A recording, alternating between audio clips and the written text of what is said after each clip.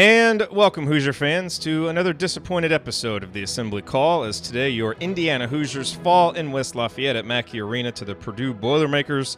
The final score was 70-55 on a day when Indiana shot 20% from downtown and 38.9% from the free throw line, just simply unwilling to help themselves by taking advantage of the free ones and being able to knock down any threes. The result, a loss. It drops the Hoosiers to 12-6, 3-4 in the conference. And obviously now a huge game looms coming up against Northwestern. Hopefully the Hoosiers are able to do something there and stop this losing streak, because right now things obviously looking bleak for the Hoosiers. I'm your host, Jerod Morris, here with Ryan Phillips and Andy Bottoms, and we will break it all down for you on this edition of the Assembly Call IU Postgame Show. And let's start this show the way that we start every show, and that is with our Hoosier Proud banner moment. The entire second half really felt like just an uphill hike the entire way. So I'm going to go back to the first half when Indiana really had some positive moments. And to me, the one that really stuck out, it was nice to see Rob Phinisee get a start in his third game back. He talked before the game that he was starting to feel a little bit more like himself. And I thought he seemed more like himself today. And midway through that first half, he had a nice little sequence where he knocked down a three-pointer. And this was, I think, after he had missed a couple of them. So it was nice to see him step up and knock that down. Then on the next possession, drove all the way in, scored. It was an and one. He made it. Indiana took an 18-17 lead at that point. It was 6 straight points from him in a big spot after Indiana had battled back from being down 11-2. And it was nice to see him in that moment. And obviously a game he wanted to do very well in, back home. He wasn't from West Lafayette, he's from Lafayette, but still, back there, he wanted to play well. And, this is a stat that is, for the most part meaningless, but I think still notable. On a day when Indiana lost by 15, Rob was +4 in 24 minutes, and I really thought the first half fell apart after he went out with the 2 fouls. That's when Purdue kind of went on their, big 6-point run late.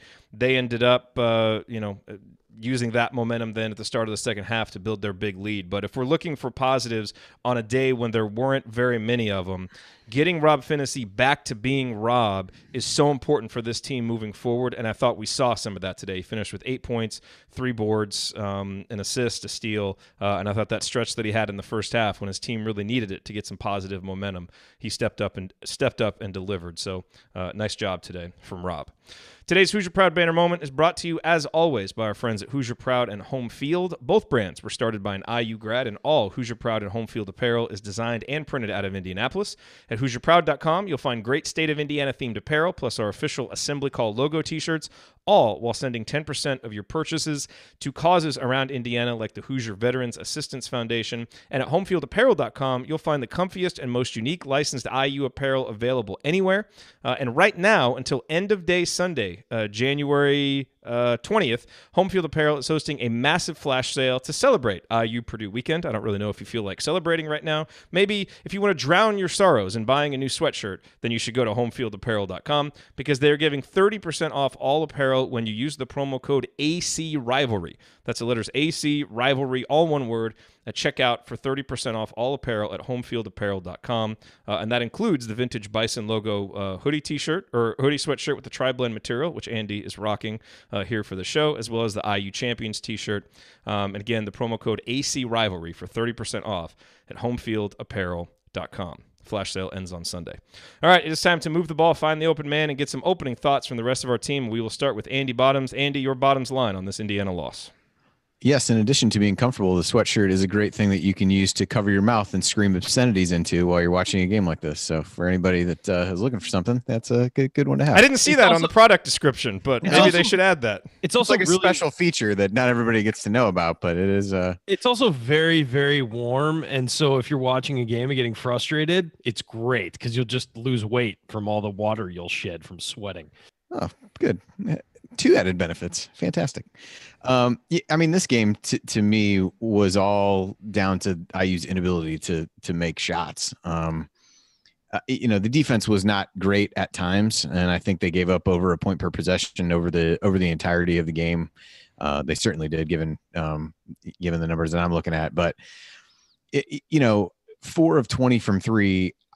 Not very many of the 16 misses were not wide open shots, and free throws, the last time I checked, were all wide open shots. And IU finished 6 of 13 from the line, or no, 7 of 18 from the line, and took a late rally to get to that point. And I think you saw, so many times I feel like we've talked about this, and Archie's brought it up. I think it happened in the Crean era as well, where IU teams, when they haven't been playing well offensively, allowed it to impact everything else that was going on in the game. And that's exactly what happened today. They got good shots, could not make them.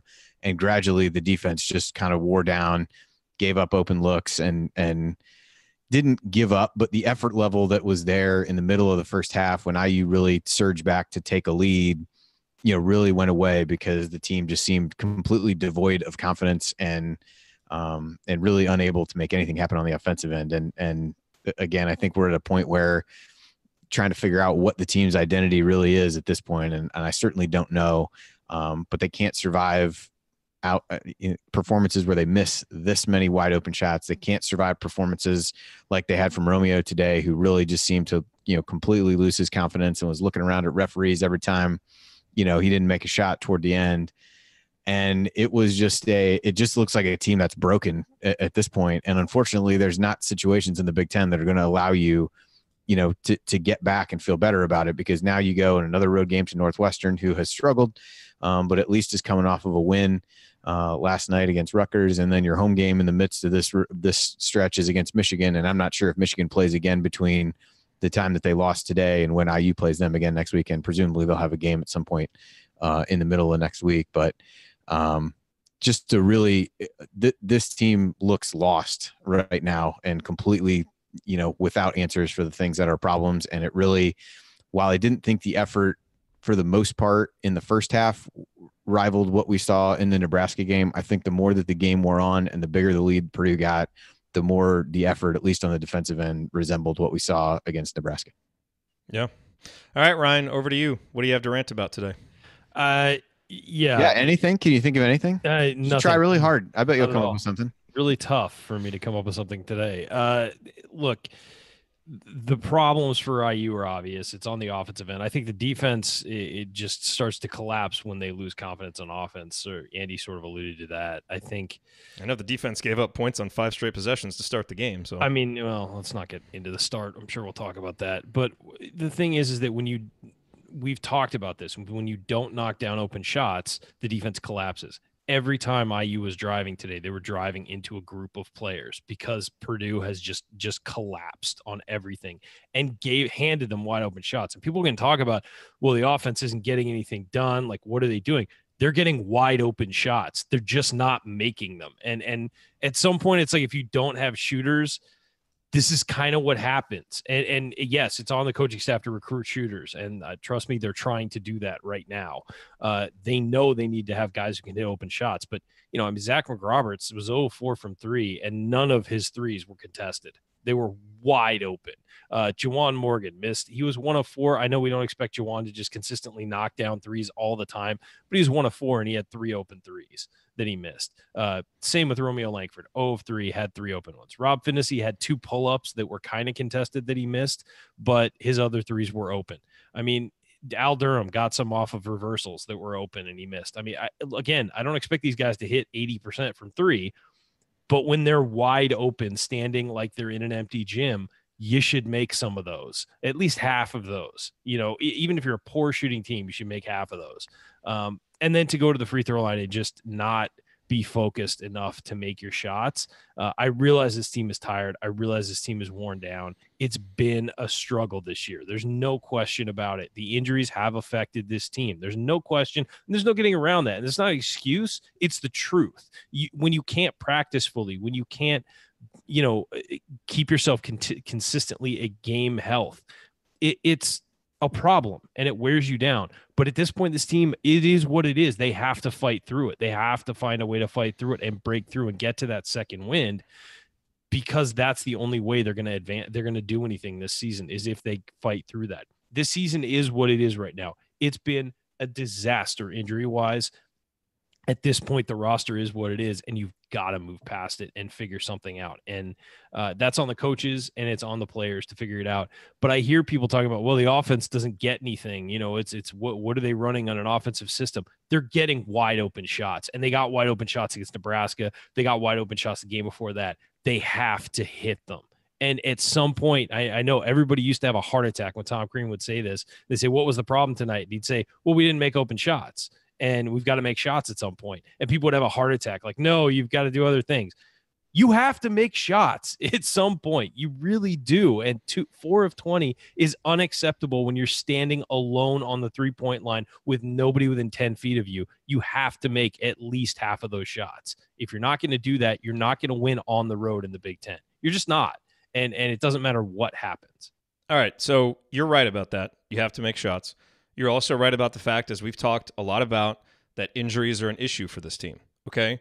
But here's the thing. At some point, if you're going to overcome that and move past it, what it takes is chemistry and playing for the guy next to you and digging in and doing that extra that helps you compensate. And I'm not saying that if Indiana had done all of those things that they would have been able to make up for this poor shooting performance and beaten Purdue. But Indiana still, went on the road and gave up, to Purdue 1.129 points per possession. And granted, Purdue's a good offensive team, but this is several games in a row now where that point per possession that Indiana's giving up is up there. And so what I'm frustrated with right now and concerned about is, you can say all of those things, but I think what we would like to see from this team is a toughness and a chemistry and a cohesion of purpose that right now out there on the court we just don't see. And that's why the poor shooting, the injuries, they aren't able, it's not that they're not even able to overcome them. I mean, they just get totally sunk. And it's like they don't have anything that they can fall back on. And it felt like they did, earlier in the season when they would get down and they would come back. And it's like they had that mental toughness. And right now, they just don't have it. And I don't know what the answers are, Ryan, as you said. I mean, it's on the coaches, it's on the players. But, Andy, as you look at it right now, to me, there are things that they can do from an execution standpoint, but at some point they just have to play together and kind of play for the next guy and be ready to make that next play. And they don't seem to me like a team right now able to do that. Yeah, I would agree with you. They certainly don't look like they're having any fun at all. And certainly winning and making shots is more fun than what's going on right now. But they just don't, it just doesn't seem to take much before things start to unravel. And I don't know, at some point it can't be the injuries, because there are guys who haven't played who there's no reason to believe they're going to at this point. And really, I don't know if it was Fisher or somebody else said before the game that they were, about as healthy as they've been in a while. No, that's not really saying, it's not really saying a whole lot. Duran is still really limited. You could tell, like Roberts played a decent number of minutes. Al looked, I think, better than maybe it was, feared that injury might keep him out a little bit longer. Yeah. I mean, at some point you just gotta, it just didn't, it's hard to quantify, but it just didn't seem like there was the effort that was needed to really win the game. And, they made this comment toward the end, Purdue's got guys diving on the floor when they're up 15 points, which is an easy thing to do when you're up 15 points, but it just didn't seem like a lot of fight. Once things really started to get away, at the end of the first half, I think that showed itself at the beginning of the game too. I mean, you let them come out and score on the first 4 possessions coming off of a really poor start. And then, an 11-2 run to start the game and a 12-2 run to end the first half. I mean, you're down 23-4 in those stretches, and really, and again, a chance to really respond coming out of the locker room in the second half. And Purdue scored, I think, on 6 or 7 of their first 10 possessions in the second half. A lot of dunks, a lot of open threes, and then from that point on, IU was never really in the game. So in key stretches where they really need to, kind of, stiffen up defensively and toughen up. Like we haven't seen it. You can't argue otherwise. You can argue the reason for it, but you can't argue that over the course of, key stretches in these games, they haven't been able to respond. No. And what I would say about, if you take those stretches out, IU played Purdue pretty much straight up. It's those huge lapses that they have to figure out a way to just exercise and get rid of them. And that's on the coaches as well as the players. I mean, they have to figure out, why is this happening? You have to get down to the micro view of it and think, why is this happening? What is causing us to come out flat? What is causing us to have these lapses for about 5 minutes where other teams just run circles around us? You have to figure that out. And I don't know what the answer is. And I unlike some people, I don't think it's calling out the players in the press. I think that it's something this team has to work on internally and figure it out. We're not in that locker room. We don't know what's going on, but you have to figure these things out. And that's what the coaches get paid for. And so Archie Miller's going to earn his money doing that, or he's going to have a really bad season on his hands. Yep. All right. Coming up, as we continue our breakdown of Indiana's loss to Purdue, I'll point out today's meaningful moment you might have missed, and we will go inside the numbers to highlight the most important statistical notes from this game. You are listening to the Assembly Call. Stick with us.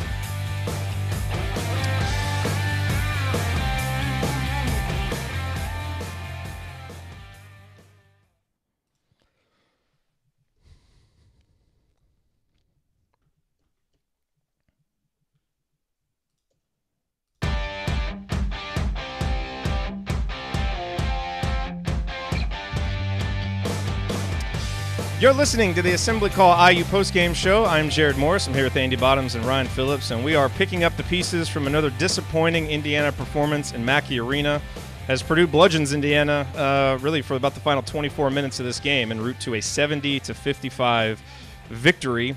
It's time now for today's meaningful moment that you might have missed, and there are a few that I want to point out. One is really a play that summed up the day with about 14 minutes and 30 seconds left in the second half. Romeo airballed the three from the corner. Carson Edwards came right down and drained it in Romeo's face to put Purdue up 15. Indiana airballing a three, Purdue draining one with confidence. That pretty much summed up the one of the big differences between these two teams today. But a couple other that I want to point out in the first half, and obviously, I don't know if these segments went differently, if it would have changed the outcome of the game, but I thought they were big momentum turners after Indiana had played pretty well in coming back from that 11-2 loss. At about the 4:30 mark, Indiana's up 24-21 after a really good stretch by Juwan, who had 6 straight points, had a really big block on Harms, and then Purdue immediately goes on a 6-0 run as Romeo made one of the worst passes I've seen all season, just this lazy little pass to Devontae Green that had no chance of getting to him. It got intercepted, goes the other way. On the next possession, maybe he got fouled, maybe he didn't, but either way, he tried to dribble through traffic, turned it over. And so, after Juwan was really going off, we have, a couple straight possessions, and it's not like, Romeo shouldn't have the ball in his hands, but those turnovers just really killed us and hurt the momentum. And then I thought, to compound that, the last 2 possessions of the first half, Purdue had taken a 27-26 lead. They had extended it with a 6-point run to make it 33-26. And for the final 2 possessions of the first half, no Rob, no Romeo, no Juwan on the court. And I was just shaking my head. Why? At that point, we needed something to stop the bleeding, something positive going into halftime. And I get Romeo and Rob had 2 fouls, but get him in on offense. Do offense, defense, and Juwan had no fouls. And I get that he was tired, but I thought at that point in the game, to essentially give away possessions. Duran got the ball in the post, and Harms ended up tying him up, and Durham ended up getting a 3-pointer on the final possession, just kind of dribbled into it. But neither was a good look. Again, I don't know if it changes anything, but I thought those 2 stretches really killed the momentum that Indiana had, allowed Purdue to go in, with confidence at the end of the first half. And I thought those were really meaningful and kind of led to the positive momentum that Purdue had coming out in the second half, Andy. You really need to work on your sugarcoating. You're not staying on brand by being so critical. But Jesus. What are you going to do? The Romeo stretch was for me the biggest one, because I think at that point, I don't know what the score was, but and maybe you said it. But IU had really fought back and gotten to a point where they were at least even, plus or minus a couple points. Juwan had really, kind of carried things, scored 6 straight points at that point.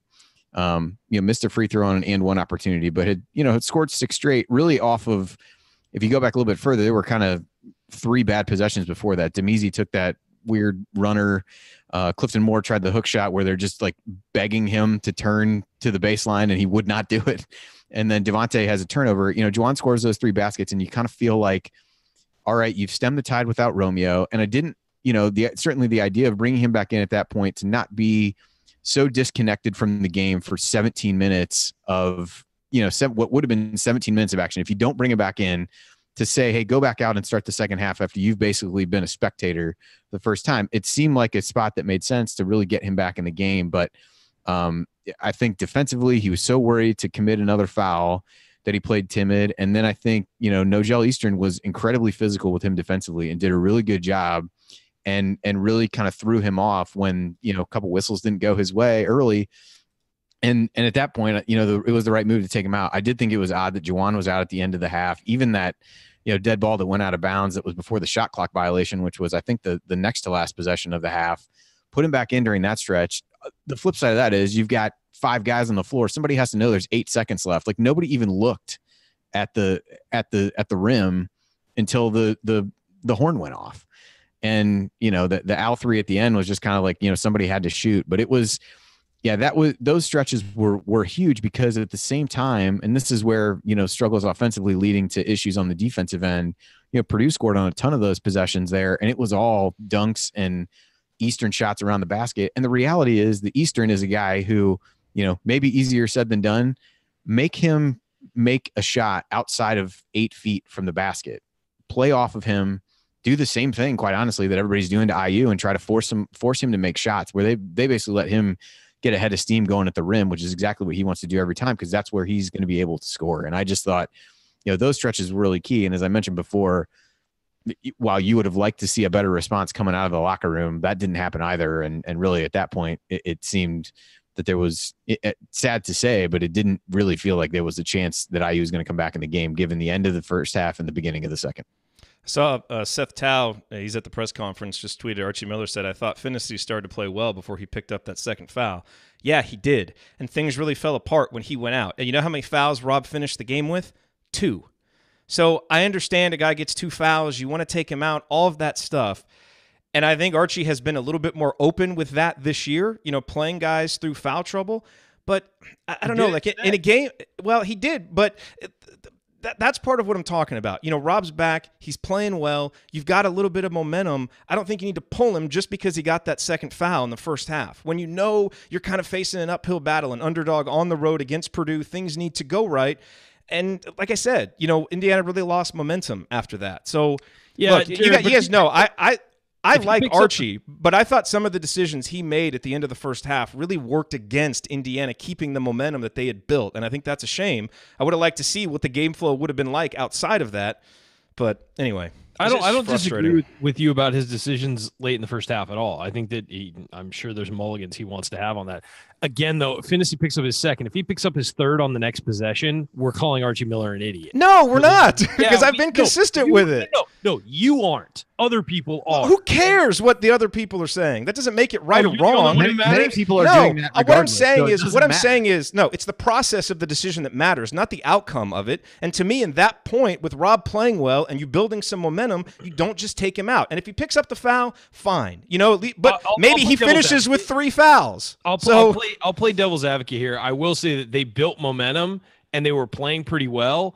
And maybe that's the time if you have to sit a guy, everybody else has kind of built some momentum. You're heading in the right direction. I'm trying to get through the thinking. I'm not saying it's right or wrong or whatever. I'm trying to get to the basis of the thinking is that, hey, we're playing pretty well right now. We can steal some minutes without Phinisee. It didn't work out. I agree. And look, That's the problem. Don't steal minutes. Put your foot on the opponent's throat. Try and extend your lead. To me, that mentality, I just don't like. So I'll get off of it. Everybody knows what I think about it. Yeah.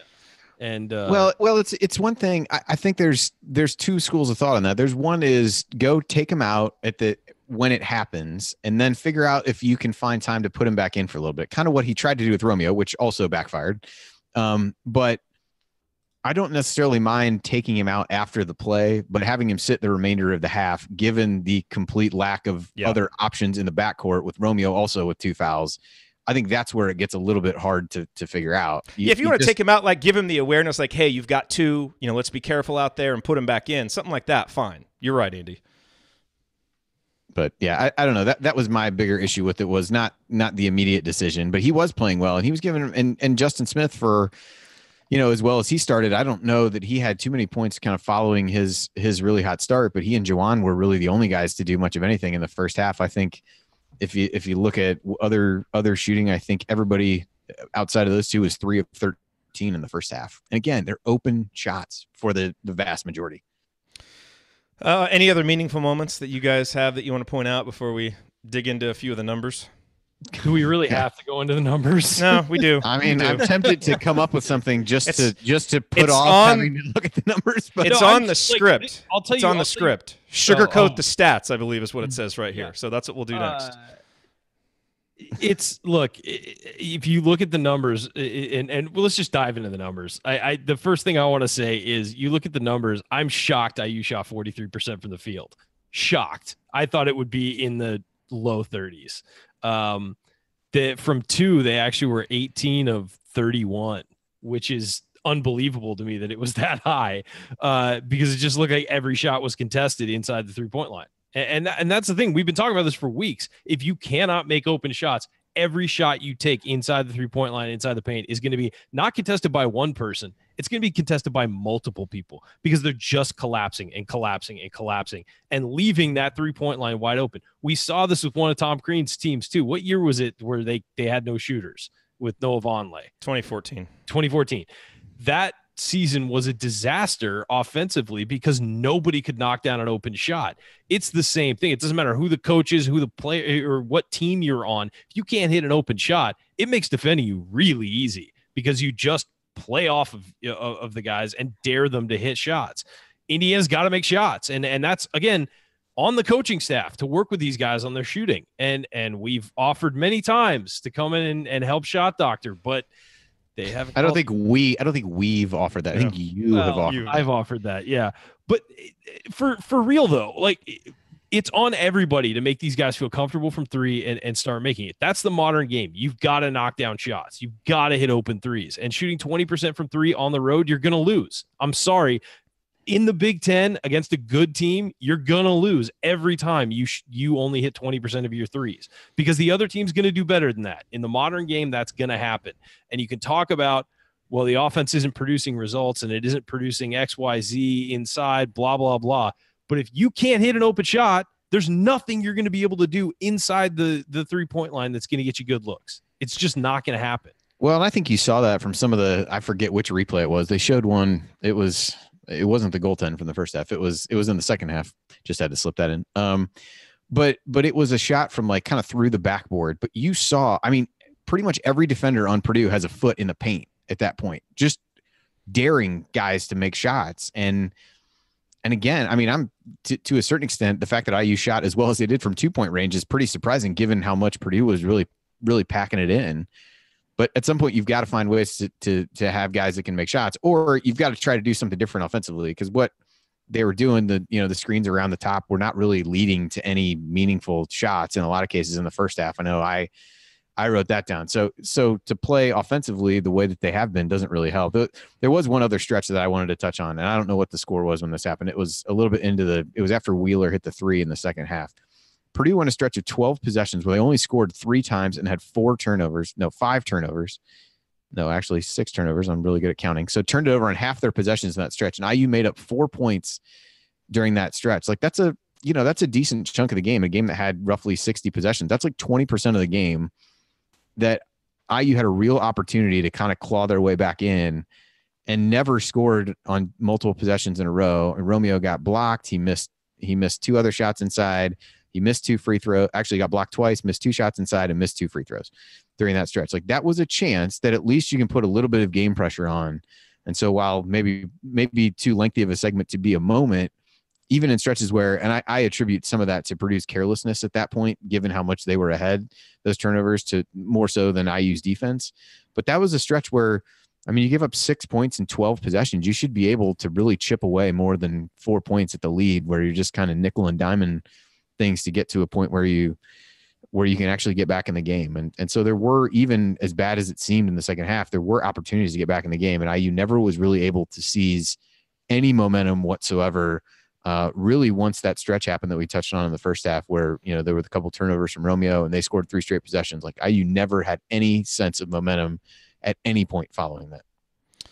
The other numbers that I want to point out, Indiana did a better job on the glass. They only gave up 8 offensive rebounds to Purdue. It wasn't great, but it was better. And I thought Zach McRoberts, for a lot of the things that he took off the table tonight, I thought he really helped on the defensive glass. He had 7 rebounds, was really hustling and doing that. His, there's a reason why he was minus 20, and that was the biggest on the team because offensively he's just not contributing much, obviously, but he did help on the glass, which was a big problem coming in. And the other guy that I want to talk about real quick is Justin Smith. You talk about why Indiana's 2-point field goal percentage was good, Ryan. That's because Justin was 7 for 8 for the day. He was 6 of 7 on his twos. He made that 3-pointer. He had 6 boards, but he also had 4 turnovers. And so what I want to point out about him is I think you look back at the Nebraska game, he was scared to shoot. Like I don't know if he was scared to shoot or if he didn't have the green light to shoot. One of those. But he was not looking. Scared to shoot. I don't know that that's entirely true. Actually, I'm not sure that he actually had the green light to shoot. Because he wasn't even looking at the basket. Today, you saw guys like McRoberts, like him, and others look at the basket, and I have to think that was a coaching emphasis for them to look at the basket. And he really responded. I thought he was going to have opportunities in this game, and he did, and he really took advantage of them.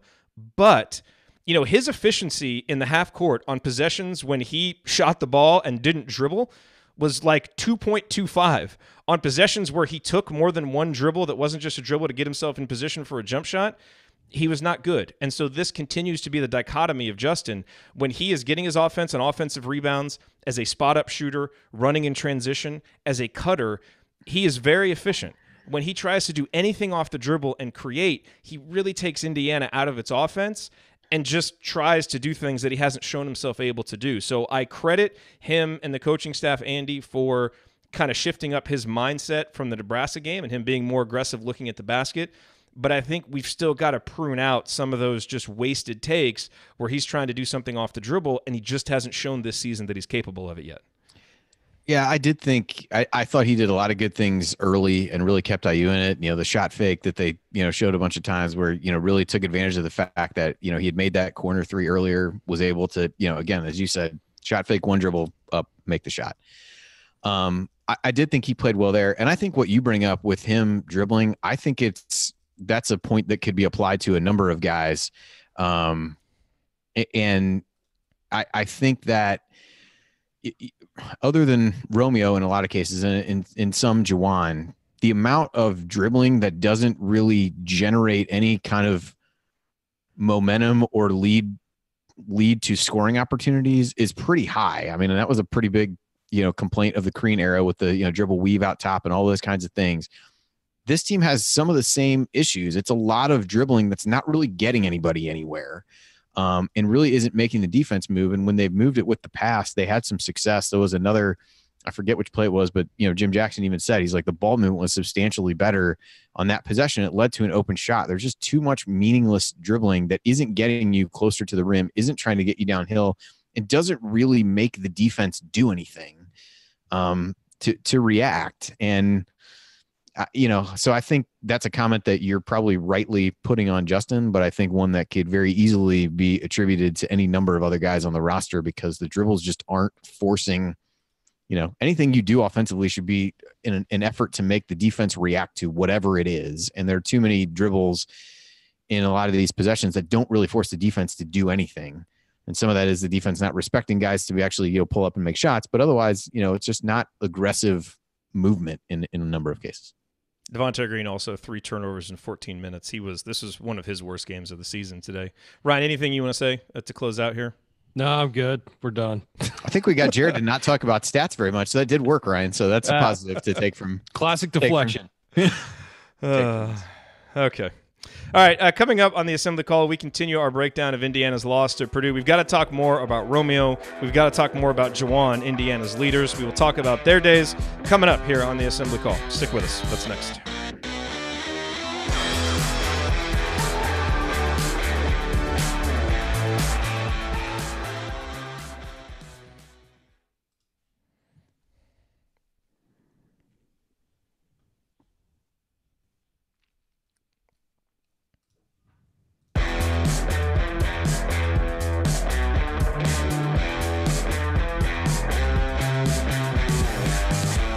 You're listening to the Assembly Call IU postgame show. Catch us live immediately following every IU basketball game, plus every Thursday night at our website, assemblycall.com. And while you're there, make sure that you sign up for our free IU Hoops email newsletter. Over 6,000 of your fellow IU Hoops fans are subscribed. It will make you a smarter and more well-informed IU basketball fan. Again, you can get that at assemblycall.com. I'm Jerod Morris. I'm here with Andy Bottoms and Ryan Phillips, and we're breaking down Indiana's disappointing 15-point road loss to Purdue today. Ryan, I want to talk about Romeo Langford to start. Now, it's stating the obvious to say this was his worst game of the season. 4 points, 2 of 10 overall, only 1 assist, 3 rebounds, dealt with some foul trouble, so only played 22 minutes. Also had the 3 turnovers. 2 observations that I had today, and I want to see if these fly with what you guys thought. I thought, number one, to me, this was the first time I thought Romeo was really kind of forcing it and trying to do a little bit too much. Now, granted, I think he needed to drive to the basket, and we need some of that from him. But I thought more than I've ever seen him, he really got tunnel vision when he was driving, that not even when he was driving, but when he got the ball, I'm getting it and going to try to get points. And there is a fine line between he's got to step up and assert himself and go get points, and not completely be a black hole with the basketball to where it doesn't involve other players. Because I actually thought today the offense really seemed to function better when Romeo wasn't on the court. And I think part of that is just, he's such a talented player, and you can rely on him in one-on-one situations to just go get you a bucket. It's pretty easy when he gets the ball for other guys to just stand around. When the plays didn't involve Romeo, I thought the ball movement was better. I thought, you just saw more action. Guys seemed a little bit more involved. And so this is not – I don't necessarily mean this as a criticism on Romeo, although I do think – the fact that he wasn't really driving with his eyes up at anything but the basket creates that. But I think it's – in some ways a natural kind of outgrowth of just the way that this offense has gone, where it's like we're getting so comfortable that Romeo can just take guys and go get a bucket that people, the offense kind of stops when he gets the ball there. And so I think that's something that we've got to be careful about, because not only does it make us predictable, but it just gets, I think, the offense out of rhythm. Yeah, I think that's fair. And I think that there's no question Romeo was shook today. This is not the guy we've seen, the confident. And again, he's not an overly talkative, overly emotional guy on the court, but he's always got this calm demeanor, and he's got this sort of almost like an assassin sort of demeanor, just very calm, heart rate doesn't change, which is good and bad, because sometimes you want to see the emotion out of guys. But with him today, you saw him really getting frustrated and really looking to the officials and things like that. And I'm sorry, if you're Romeo Langford and you are who you are and you're this good and you're going to be a lottery pick, you can't have days like today, especially when a team counts on you as much as IU does. And you just can't show up like that. And people on Twitter were talking about, well, is he even a team leader? Well, he's 19. He's not going to be a team leader in the classic sense. He's going to be a guy who leads by his play, but he's an offensive leader whether he wants to be or not. And that's, just cutting me off. It's so rude. Doesn't it stink when someone interrupts you? I would never do that to you.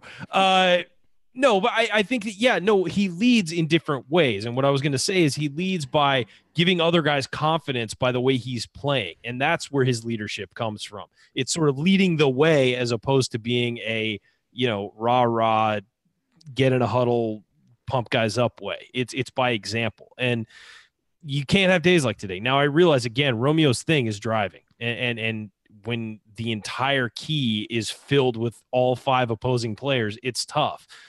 But if you're going to be a lottery pick and you're going to be that guy, you've got to be able to overcome that and find ways to get to score, find ways to get buckets, and then not let it affect you on the defensive end. We saw him today.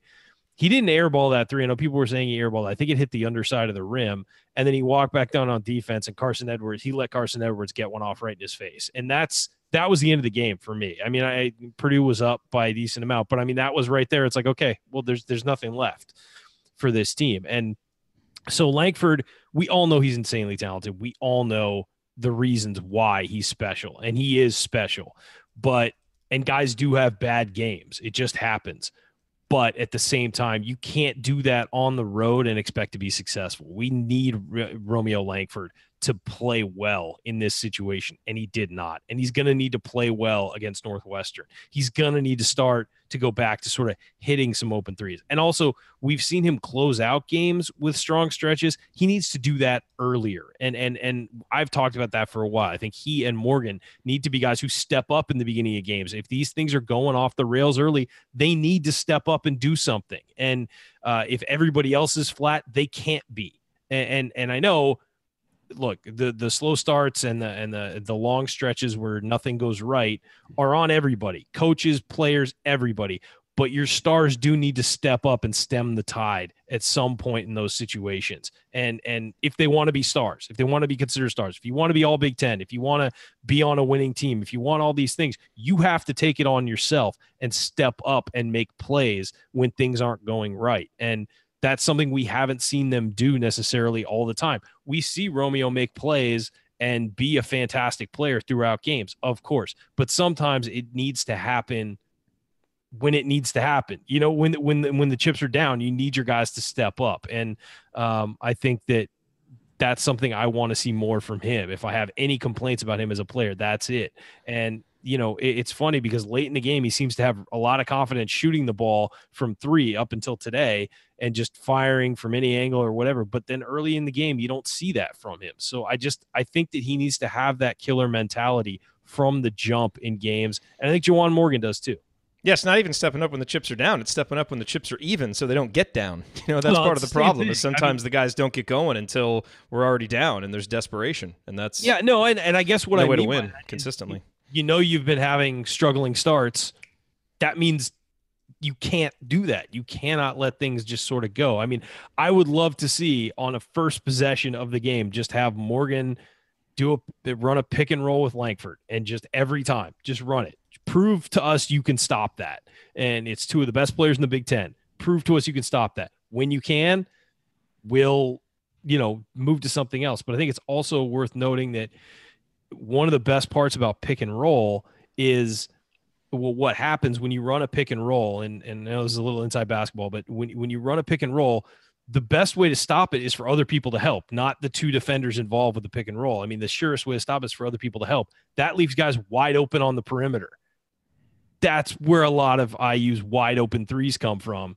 You got to be able to hit those. I mean, you just do have to be able to hit those. So again, really need to be able to hit those threes to help out Morgan and Langford as well. Andy? Yeah, I mean, I think when you talk about, there's a lot of things to hit on. The first, and I mentioned this before, the thing that bothered me the most with Langford today was not missing shots. It was the body language after they didn't go down and asking the referees for calls and not getting back on defense because of some of those things. And I wouldn't say we've seen a ton of that from him this year. Very little, I would say, but it definitely, and part of that maybe is the crowd and the free throw shooting. He'd gotten so much better of late, really struggled. How much, if any of that is due to, the crowd being all over him and things like that, I don't really know. Did he put more pressure on himself? Doesn't really matter. It just was, that stretch in the first half, as we talked about, in addition to the beginning, was what really felt like it swung the game.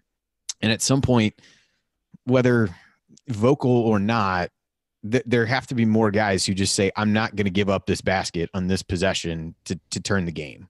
And I just don't think there's enough of that. I thought there were stretches in the first half when Juwan just tried to put the whole team on his back and nobody else could do anything. And then you see the toll that seems to take on him by the end, where he's just completely gassed. And then, maybe that's why he was out at the end of the first half. Who knows? But I think the burden of that is weighing heavily on him right now, which you're the senior, you're the team captain. I get it. That's part of the gig. But I do think that's difficult. And then to go back to your point about the beginning of the game, I mean, IU's first handful of possessions are, Juwan missed a three on the first possession that I think was off like a pick and pop scenario. I may be wrong about that. Romeo missed a three on the next possession. The next possession, Phinisee missed a three. Justin got a putback. The next possession, I think, was another missed three. That was by Phinisee again. Maybe I missed one here and there, but I mean, that's, it's not while we said, on the show, like, yeah, there's probably opportunities to take more threes. Actually, the fourth possession was a Romeo turnover. I think that was on the offensive foul. that was really the only aggressive play in the first 5, because then you had Phinisee miss a 3, and then you had him get called on the offensive foul where, 7'3" guy plays defense by throwing himself on the ground. But I mean, that's not a lot of aggressive play coming out of the shoot. I mean, maybe some of the threes were not terrible shots, but that mentality coming out of, kind of settling in that scenario for the exact shots that Purdue wants you to take, all the while, Purdue, Edwards drives to the basket. Travion Williams hook shot in the paint where he, just kind of bullied Juwan, which I get. You're trying not to foul. Then Klein makes a 3 on an inbounds play that, nobody really covered at all. Where he's almost at the 3-point line. Edwards makes a pull-up jumper. Most of those were aggressive plays or other scenarios like that. And I think this team just, whether it's the mounting of these poor starts, which really outside of the Maryland game has been a constant drumbeat on the season, but it seems like their response to that is to not be as aggressive out of the chute, which feels like the exact opposite of what you'd want to do to be able to do that. And then you kind of start being unaggressive, and then you're playing on your heels from there because you're 7, 8, 9 points down by the time you get to the first media timeout.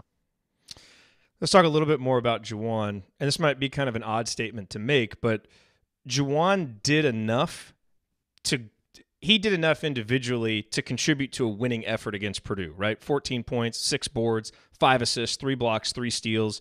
He had some really important moments in the first half when we got down 11-2. What settled us down? Juwan, he wasn't getting it in the post. He just went and got it at the top of the key, found a cutting Justin Smith, then made a 3 on the next possession. 2 plays that really settled us in. When we went up in the first half, he had scored 6 straight points. He had some of those stretches, but the irony is it was a good effort, but it's not good enough. Like, because of the limitations on this team, he has to be even better in a game like this for Indiana to win. And in some ways, that's unfair to him. In other ways, it's the burden of a senior, and it's the burden of this roster. Obviously, doing better than 1 for 5 from the line, doing better than 1 for 4 from downtown. And the other thing is, he looks tired, and especially, in the second half and for stretches. And it is a little bit harder. You look at Purdue, they have a guy like Carson Edwards that when things go bad, he can just go get the ball and create something. For us, when things go bad, our best offense is to settle things down and get it to Juwan, but he needs his teammates to help him. He's got to get the ball in a good position. He can't just go take it at the top of the key and create something for the most part because he doesn't have that athletic ability. He's not a guard. And that puts him in some difficult situations where he'll have a good stretch, and then, you'll go 2, 3, 4 possessions where he doesn't get the ball. Like in the first half when Romeo had those turnovers, he doesn't get touches, and the game starts to get away from you a little bit. So, Ryan, I think, Juwan did a lot of good things today, but he's got to, it's the burden of this team. He's got to be even better. And somehow, I don't know what it is. If it's trying to get him some defensive possessions where it doesn't have to bang as much, if he just needs to get in better shape, whatever it is, he's just getting tired. And we saw this last year too. And it's also a tough matchup against a 7-foot. It is. No, it's our 6'7" center is banging against 6'10". Yeah. I know. That's what I mean. I think Harms is largely a stiff. I really don't think he's that good. He moves pretty well for his size. I think that's the best you can say about him. And he is able to slip screens and stuff and get open, but he's basically just tall, and that's his talent, is that he's tall, and good for him. He's found a way to use that to his advantage. But I don't think Harms is some devastating post guy that's really going to tear you up, but he's big, and so Juwan can't just go over him. He had to go side to side. He had to pick his spots, and that's tough. But the one thing you got to say about Juwan, though, 1 for 5 from the free throw line. He's been good lately. And this whole team, by the way, have been doing much better at the free throw line over the last few weeks. Just abandoned them today. And some of those misses for Juwan came at key moments where it's just you slump your shoulders like, oh, God, come on, make your free throws. And, again, the fact that the paint was packed in and Juwan was able to grab 4 offensive rebounds, I'm still not sure how he did that. Because it was usually 1-on-4. Well, as Jim Jackson said at one point in the first half, it just seems like Juwan Morgan wants it more. And he can't sustain that, but he's got spurts of that in him. Yeah, and they usually come at important times. But I mean, look, you look at the stat line. If you didn't watch the game, you look at the stat line: 14 points, 6 rebounds, 5 assists, 3 steals, 3 blocks, only 2 turnovers. Considering how much he had the ball, you're like, wow, that's a really a good game across the board. And yeah, it was a good game.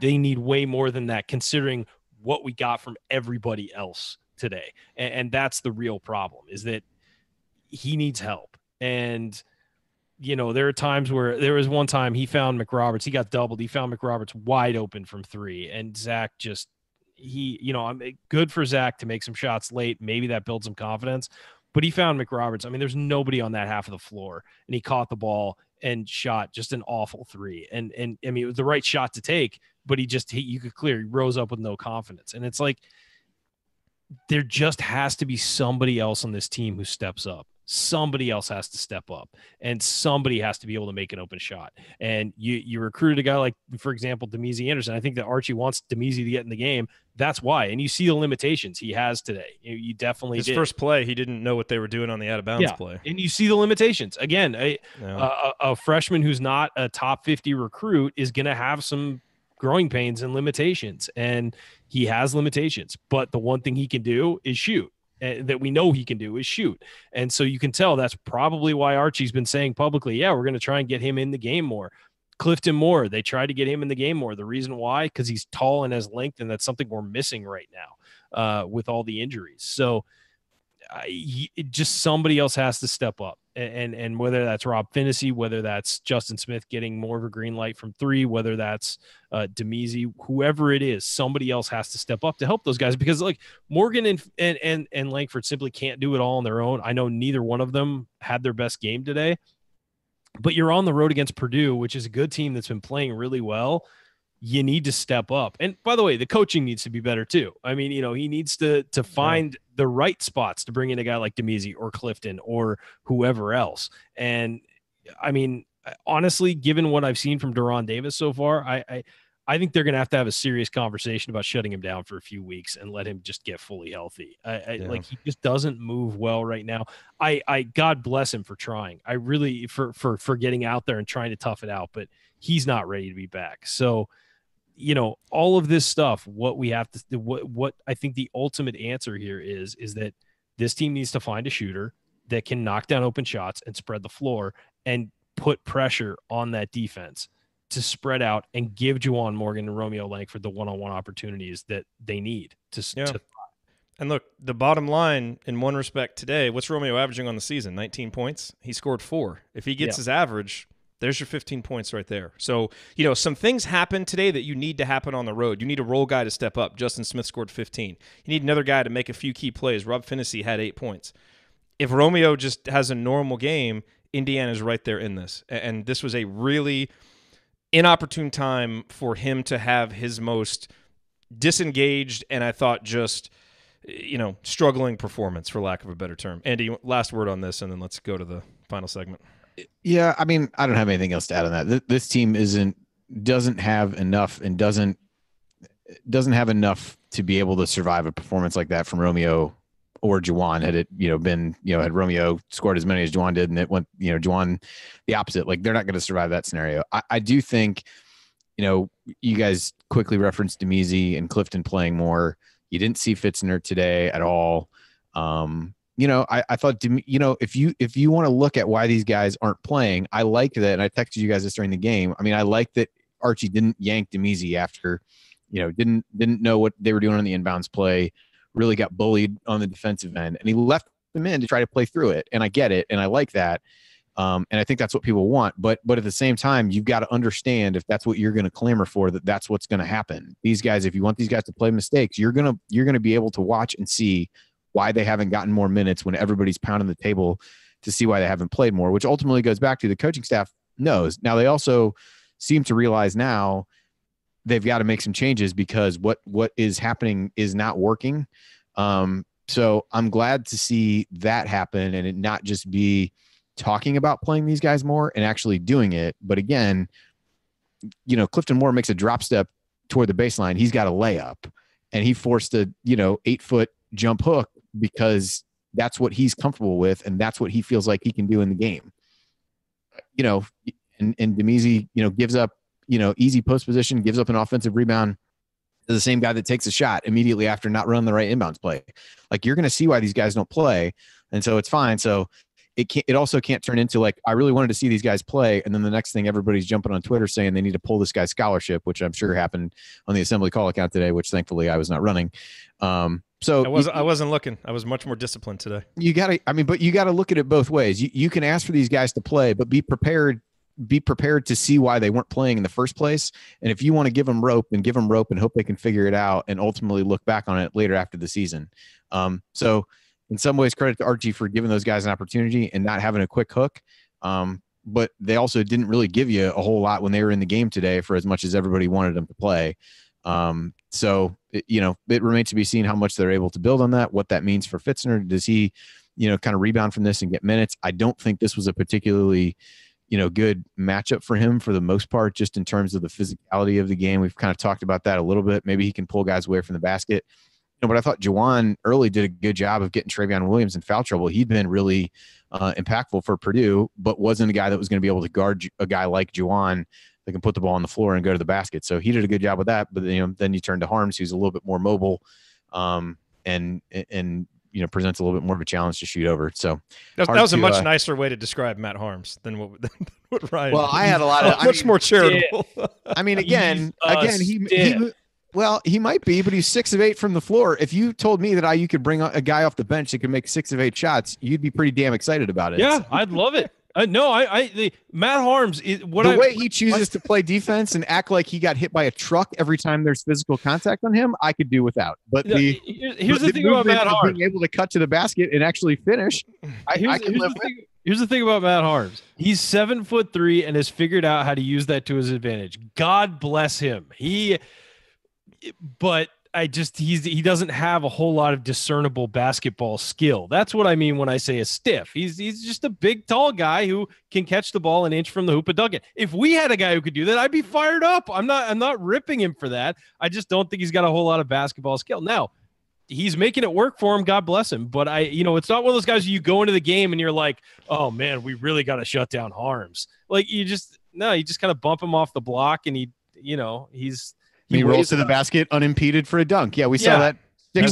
He weighs about 4 pounds, and the stiff breeze will blow him over, but he can dunk it. So, I would love to have a 7'3" guy who would just get in the way. That would be fantastic. Why am I arguing in favor of this guy? We need to go to a break. I have no idea what you're doing.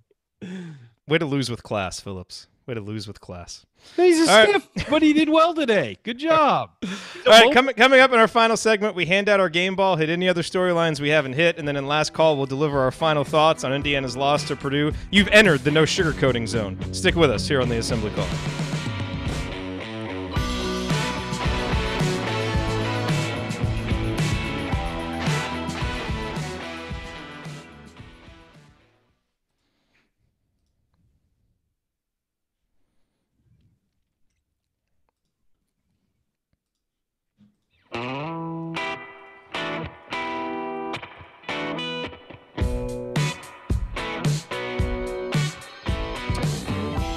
You're listening to the Assembly Call IU Postgame Show. I'm Jerod Morris. I'm here with Andy Bottoms and Brian Phillips, and we are wrapping up our disappointed and frustrated and slightly exasperated postgame show here, talking about the Purdue loss. Indiana loses by 15 at Mackey Arena. Guys, it's time to hand out some game balls.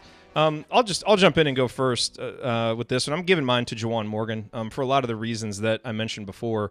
I thought he had some stretches in the first half when Indiana really needed someone to step up, and he was that guy. And I think he did enough, if enough other guys had stepped up, to contribute to a winning effort today in Mackey Arena. It wasn't. Indiana lost by 15, but on a day when there weren't a ton of individual performances that stood out. Justin Smith's is maybe another one that you could argue for, but I didn't think defensively he was as locked in as we've seen him. And so I'm going to give the edge to Juwan. He gets my game ball. Andy, who gets yours? I think it's kind of those two guys, or those are really the only options. I guess I'll lean Juwan as well. I think just if you look across the total stat line and felt, at least for the longest stretches of the game, the guy who I said, somebody's going to stand up and say, hey, I'm not giving up a bucket here. But I don't know that you could argue with either of those two guys, but it's definitely, I'd struggle to think of a third option. Well, you're both wrong. It's Justin Smith. because when things are going poorly in the beginning, I mean, IU would have been down 25 if not for Justin Smith early in the game. So the only reason it was a game heading into as we approached halftime was because of Justin Smith. I thought that he knocked out some shots. I thought it was great to see 7 of 8 from the field. He knocked down a 3. He did miss 2 free throws later in the game, but 15.6 rebounds. He did have the 4 turnovers late, but a couple of those were, one of them was a pass that he just never really possessed, and they gave him the turnover for it. And he was trying to force some things late to make some things happen. So I don't really hang those turnovers on him too badly. But I thought that his performance, for what it means for this team, that he is getting more confidence offensively with his jumper and with some other things, I think it's huge because they're going to need him. And B, I just thought that if not for him early in the game would have been over before it even began. Yeah, honorable mention to Rob Phinisee, for coming back and being productive with his minutes too. Those 3 guys were really the top players for Indiana today. And you're right, Ryan. I mean, it was, if this can be a breakout game for Justin, I thought there were a lot of reasons pointing to him having a good game. Purdue just doesn't have a great matchup for him, and he was able to do some of the things. And I'll tell you the other thing that I really liked about his game is he really ran hard in transition. And I think he seems to recognize how good he is in transition, where he is literally in the 98th, 99th percentile in terms of finishing in transition. The alley-oop pass that Romeo made to him was gorgeous. The finish was gorgeous. He had another play in the first half where he got out ahead of everybody in transition, and he received the ball behind the three-point line, but did a really nice job of stepping through and forcing Purdue to foul him. So his confidence and assertiveness in transition is really helping too, and that's nice to see. And if he can add the mid-range jump shot and the three-point jump shot to that, he could maybe be that elusive third guy that we kind of hoped he would be coming into the season, because Indiana obviously needs that. Any other individuals, any other elements of this game that we haven't hit yet that you guys want to get to? I feel, we haven't talked a lot about Al Durham. It was nice having him out there, and he probably does warrant some mention. He had 8 points, 4 boards, 4 assists. I thought he was aggressive. I think really aggressive rebounding, I thought. He did, and he was aggressive, driving in. And a couple times he didn't get calls. He was able to go to the line, and kudos to him because he made 3 of 4. It was a bad free throw shooting day, but Al and Rob stepped up and were 6 of 7, so it wasn't because of them. And Al probably, warranted mention earlier in the show. He was injured. Archie said that he was able to practice yesterday.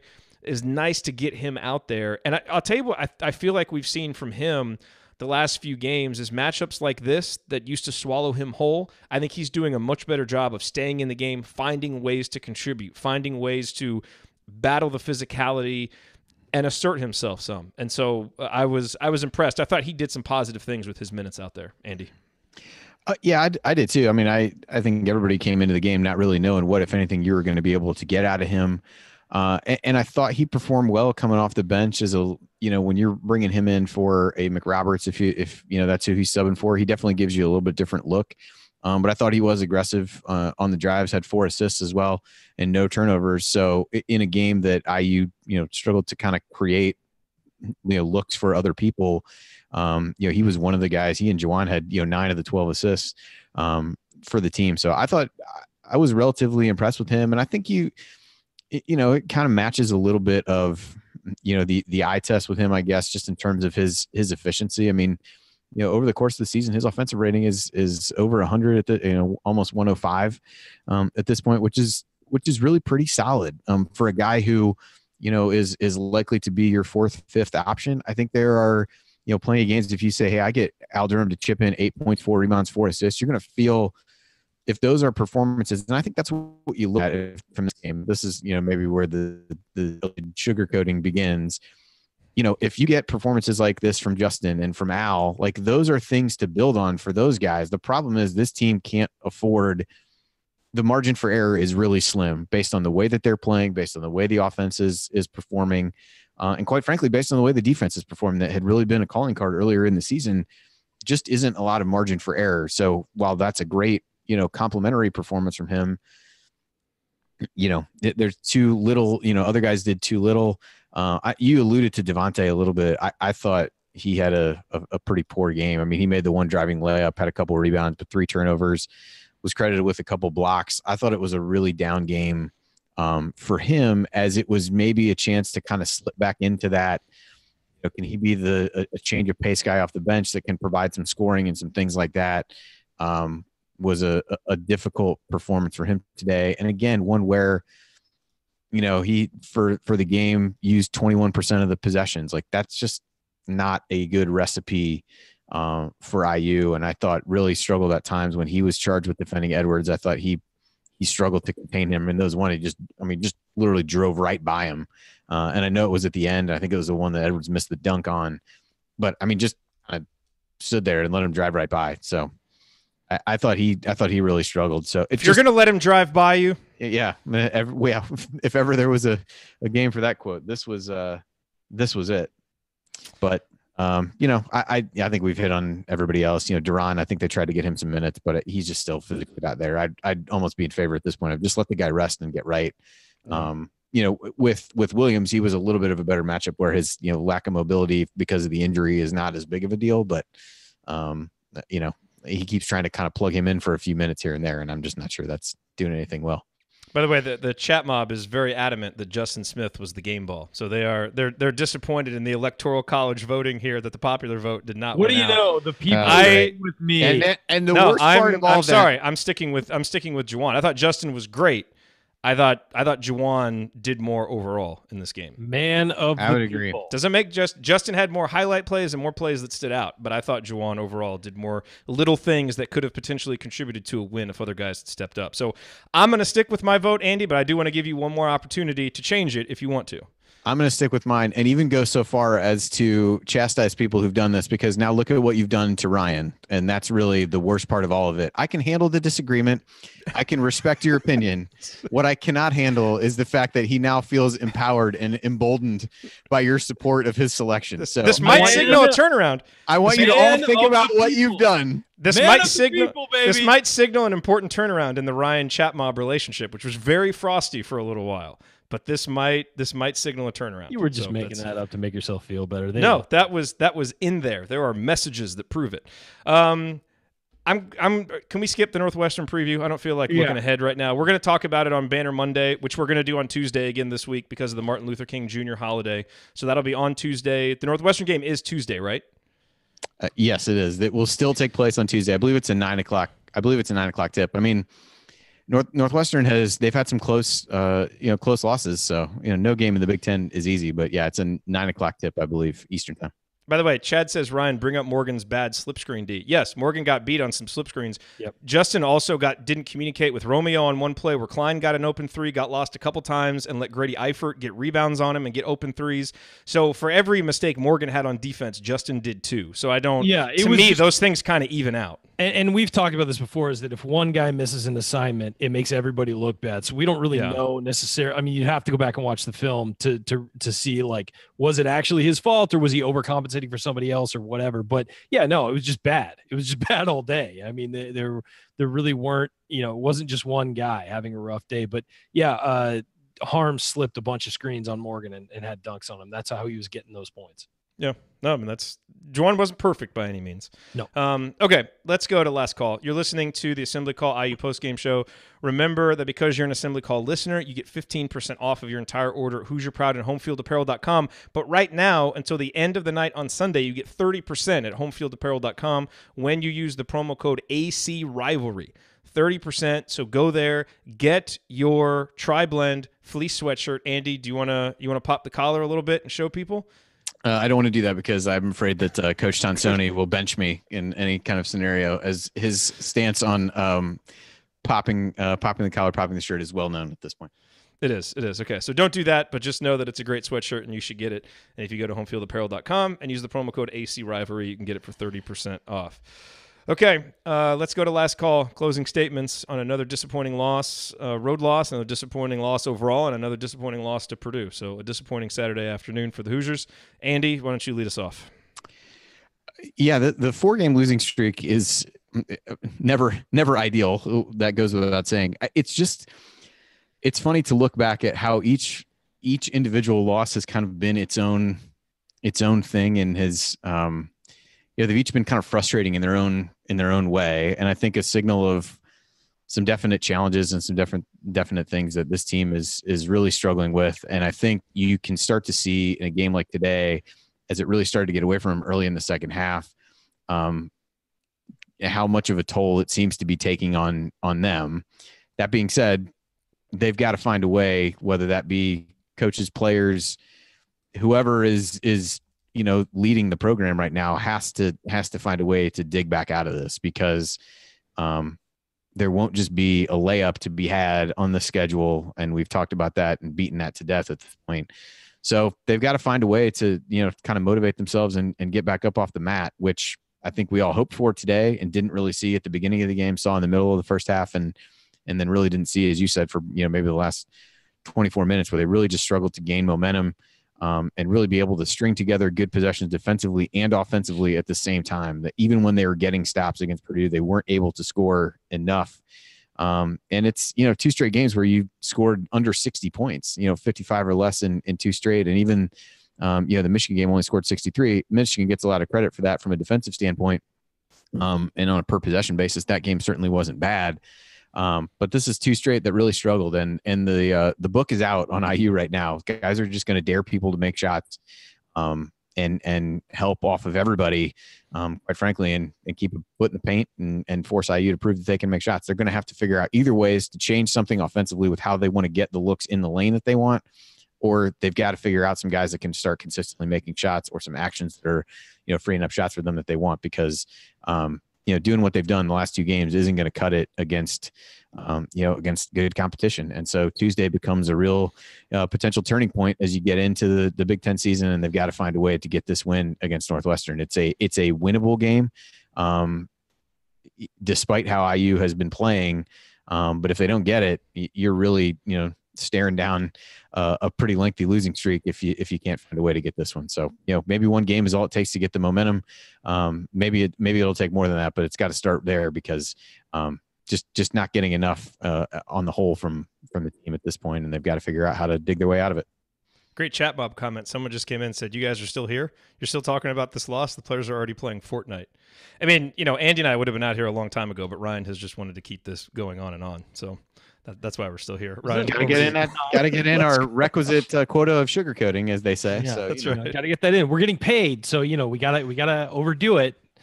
No, what I would say, I guess my last call here would just be that this team needs to come together and figure out. And when I say team, I mean top to bottom, coaches, players, managers, everybody needs to come together and sort of have a come to Jesus moment and be like, what do we want to be this year? What kind of a team do we want to be?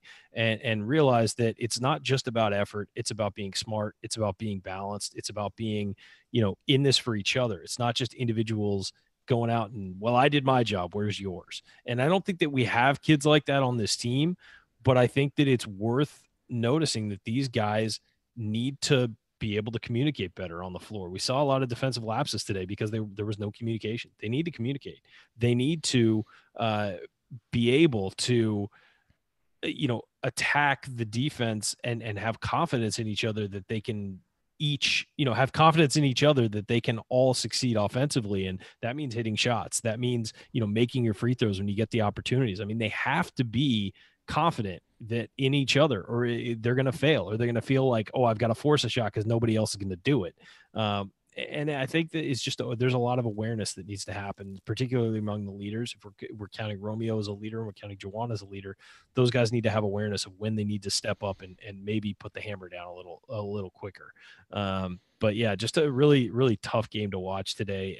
And I think we all feel the same way about it, but hopefully they can sort of get well against Northwestern. I mean, that's not certainly not a walkover game. There just aren't any in the Big Ten this year. So hopefully this team can come together and figure something out for that. On the one hand, if you wanted to look at what has happened recently with this team and just kind of look at it objectively, you could say that 5 of Indiana's losses have come to teams in the top 17 in KenPom. All games that, quote unquote, Indiana should have lost, right, or could have lost. And so you could say that, and that's fine. The problem is the last 2 have been by 15, and you've been totally non-competitive in the second half. And, even though the losses and the metrics kind of keep getting worse with each loss, even more than that is just kind of what this team looks like. And I said this earlier, what allows you to overcome injuries? What allows you to overcome poor shooting nights? What allows you to still go out and grind yourself into the game anyway, whether you win it or lose it? What allowed Indiana to do it even earlier in the season? Is in an esprit de corps, a togetherness, a chemistry, a cohesion of purpose that right now this team just doesn't seem to have. And I think, that the responsibility for that goes up and down the line, from the coaches to the leaders, as you guys said. And so, Archie Miller talked on the pregame show about, how they really tried to get back to, communication and intensity and having that blue-collar work ethic. It's a sign of where we are that kind of one of the standards for success today was just to see the team come out and play hard again, play with effort after what we saw against Nebraska, but that's kind of where we are. We saw some of that, but not enough. And so as you guys said, this is really a time to dig deep, really a time for this team to figure out what the rest of the season is going to be, because they have dealt with challenges, and I think those are baked in to some of the losses. But what we've seen over the last 2 games especially goes beyond injuries, and it goes beyond the bad shooting, and it goes beyond the other stuff. The team feels a little bit rudderless right now. And I don't know exactly what the answer is going to be, but I don't think it's a specific tactical thing that they can do. I don't think there's, you got to play this guy more than that guy. This team just has to come together. And sometimes going through tough times like this can steal your resolve and bring you together, and other times it can break you apart. Right now, the team seems to be cracking more than we all would like, and I think they've got to find some kind of galvanizing event, some kind of galvanizing force to bring them back. Because, look, 12-6, 4 straight losses, but there's still plenty of season ahead, plenty of time to turn this thing around and turn this into a successful season, which is what it looked like the trajectory was, but that has come to a skidding halt over the last 4 days, and somebody, coaches, leaders, somebody is going to have to figure out a way to pull it back onto the track and get it back going in a positive direction, because it's hard to see that direction, at least for this particular team, over these last couple games, and that is very disappointing. All right, that'll do it for us on this edition of the Assembly Call IU Postgame Show. If you want to see us do the show live and be part of the live chat, make sure that you subscribe to our YouTube channel, youtube.com/assemblycall. You can also subscribe to our podcast by searching for Assembly Call wherever you listen to podcasts. And don't forget to go to assemblycall.com or text IU to 66866 to join our free email newsletter. Thank you for listening. We'll be back on Tuesday for Banner Monday on Tuesday, as well as the IU Northwestern Postgame Show. Until then, keep your elbows in and your eyes on the rim. Go Hoosiers.